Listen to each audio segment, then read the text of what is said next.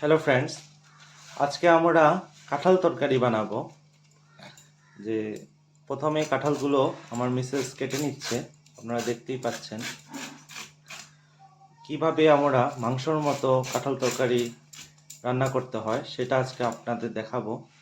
দেখুন, কাঁঠালগুলো কাটা হয়ে গেছে আমার। এখন কাঁঠালগুলোকে হালকা 5 মিনিটের মতো সিদ্ধ করতে হবে। গরম হওয়ার জন্য জল চুলায় বসিয়ে দিয়েছি। হালকা গরম হওয়ার পরে কাঁঠালগুলো এটার মধ্যে ছেড়ে দেব। জলটা হালকা গরম হয়ে গেছে। এখন এর মধ্যে 1 চামচ লবণ দিয়ে দিলাম। তারপরে গরম জলের মধ্যে কাঁঠালগুলো ঢেলে দেওয়া হচ্ছে। সব কাঁঠাল আমরা গরম জলে ঢেলে দিয়ে কিছুক্ষণ বয়েল করে নেব, যাতে হালকা সিদ্ধ হয়ে যায় কাঁঠালগুলো। এখন কাঁঠালগুলো হালকা আমরা বয়েল করে নিই। কাঁঠালগুলো বয়েল হয়ে গেছে। মোটামুটি 10 মিনিটের মতো আমরা কাঁঠালগুলোকে বয়েল করলাম।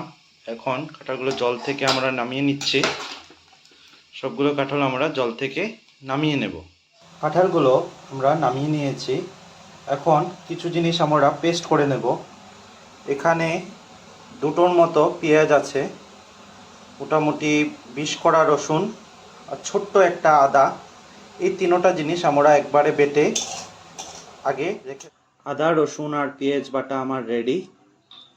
আর আমাদের যা যা জিনিস লাগবে: একটা অর্ধেক টমেটো, ধনিয়া পাতা, পেঁয়াজ, 2টো কুচি পেঁয়াজ, আর অল্প গরম মশলা, দারচিনি, এলাচি আর 3-4টে মরিচ। অন ফ্লেমে আমরা কড়াই বসিয়ে দিলাম। কড়াই গরম হয়ে যাক। কড়াইটা গরম হওয়ার পর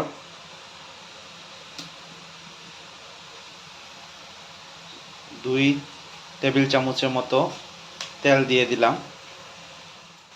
তেল গরম হয়ে যাওয়ার পর প্রথমে আমরা অল্প তেজপাতা, অল্প দারচিনি, এলাচি, 2টো এলাচি দিয়ে দিলাম। কুচি করা পেঁয়াজগুলো ছেড়ে দিলাম।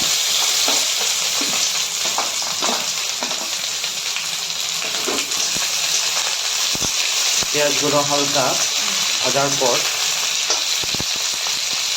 অল্প বাদামি রং হয়ে যাওয়ার পর আমরা দিয়ে দেব টমেটোগুলো। পেঁয়াজগুলো বাদামি রঙের হয়ে গেছে। এখন আমরা টমেটো কুচিগুলি দিয়ে দিচ্ছি।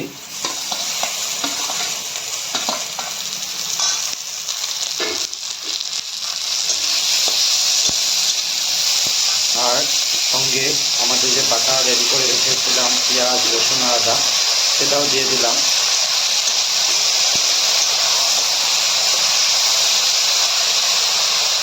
তারপরে এটার মধ্যে দিয়ে দেব 1/2 চামচের মতো হলুদ,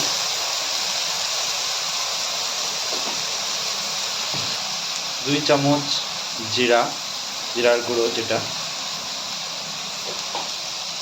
1/2 চামচের মতো আমরা মরিচের গুঁড়ো দিচ্ছি।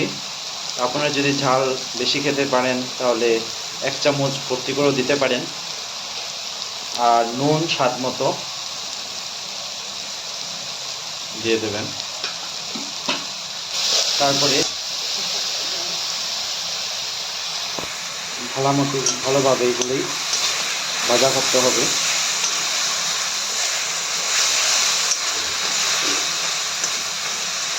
হালকা জল দিয়ে দিচ্ছি।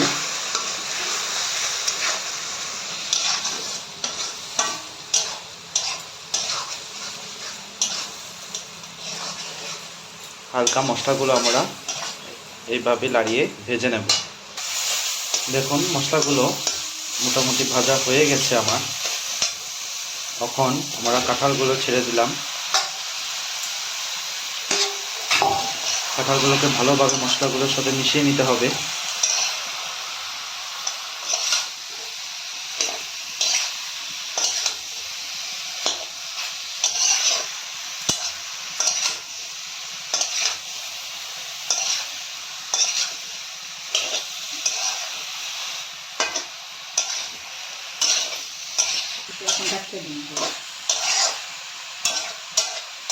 আমার ভালোভাবে মেশানোর পরে কাঁঠালগুলো আমরা অল্প টাইমের জন্য ঢেকে দিলাম।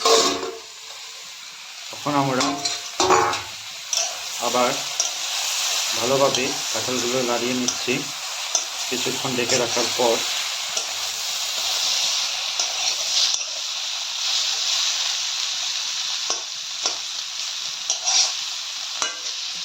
আবার অল্প টাইমের জন্য আবার ঢেকে দেব।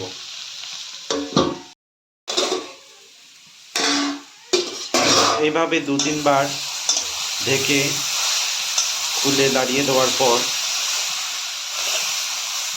তখন আমরা এটার মধ্যে জল দিয়ে দেব।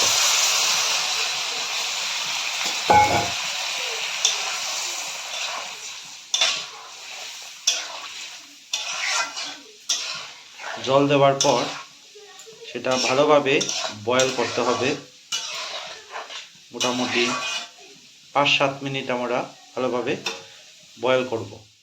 5 মিনিটের মতো হয়ে গেছে, দেখতে পাচ্ছেন ভালো মতো বয়েল হচ্ছে। এখন আমরা এটার মধ্যে 1 টেবিল চামচের মতো গরম মশলা অ্যাড করব।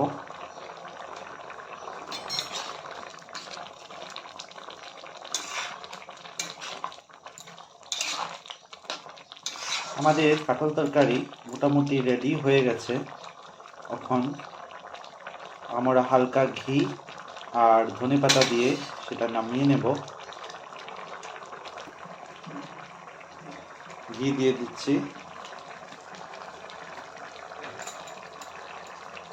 আর আগে কুচি করে রাখা ধনিয়া পাতা সেটাও দিয়ে দিলাম।